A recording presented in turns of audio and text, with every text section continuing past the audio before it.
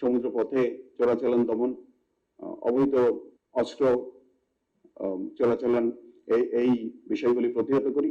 একই সাথে মানব পাচার রোধের ক্ষেত্রেও আমাদের এবং কোস্টগার্ডের সদস্যদের গুরুত্বপূর্ণ ভূমিকা রয়েছে সমুদ্র এবং উপকূলীয় এলাকায়।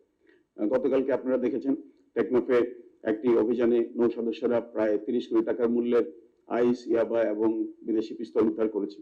এবং এই কার্যক্রমগুলি উপকূলীয় অঞ্চলে এবং সমুদ্র এলাকায় আমাদের নিয়মিতভাবে আমরা এই দায়িত্ব পালন করে থাকি এবং এই ক্ষেত্রে আমরা সবসময় স্থানীয় প্রশাসনের যে সহযোগিতা পাই, সেই জন্য আমি আপনাদের মাধ্যমে স্থানীয় এবং মাঠ প্রশাসনের সকল কর্তা ব্যক্তিদেরকে আন্তরিক ধন্যবাদ জ্ঞাপন করছি। বিগত প্রায় 1.5 বছর যাবৎ, 1.5 বছরের অধিক আমরা অসামরিক প্রশাসনের সহায়তার জন্য সরকারি নির্দেশনা অনুযায়ী নিয়োজিত রয়েছি এবং এই সময় আপনারা দেখেছেন অতীতের যে কোনো সময়ের তুলনায় আমার বিশ্বাস বাংলাদেশের ইতিহাসে সুনিবিড় একটা সম্পর্ক সামরিক এবং অসামরিক প্রশাসনের মধ্যে বিরাজমান ছিল, এখনো রয়েছে।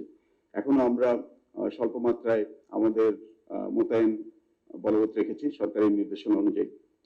গত 12 ফেব্রুয়ারির যে জাতীয় নির্বাচন, সেই জাতীয় সংসদ নির্বাচনে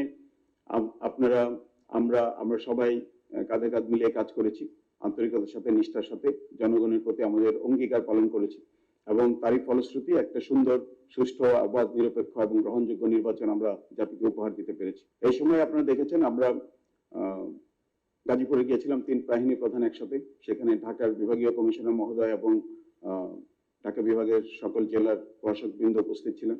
এছাড়া ব্যক্তিগতভাবে আমি চট্টগ্রাম, কক্সবাজার, বরগুনা, ভোলা এই উপকূলীয় জেলাগুলিতে সফর করেছি।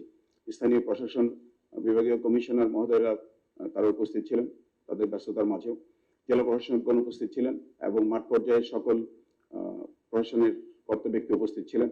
আমরা দেখেছি যে আমরা সকলে সম্মিলিতভাবে কাজ করলে, দেশের জন্য আন্তরিকভাবে কাজ করলে আমরা যে কোনো কঠিন চ্যালেঞ্জ মোকাবিলা করতে পারি এবং আমরা সফল হতে পারি। এটাই আমরা জাতির কাছে প্রমাণ করেছি।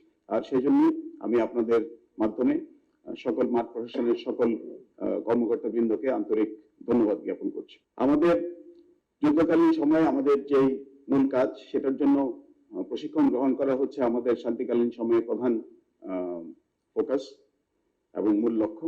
এছাড়াও বিভিন্ন সামুদ্রিক অর্থনীতি, সুনীল অর্থনীতি যেটাকে আমরা বলি, ব্লু ইকোনমি, এই কর্মকাণ্ডে নৌবাহিনীর নিয়মিত ভূমিকা থাকে।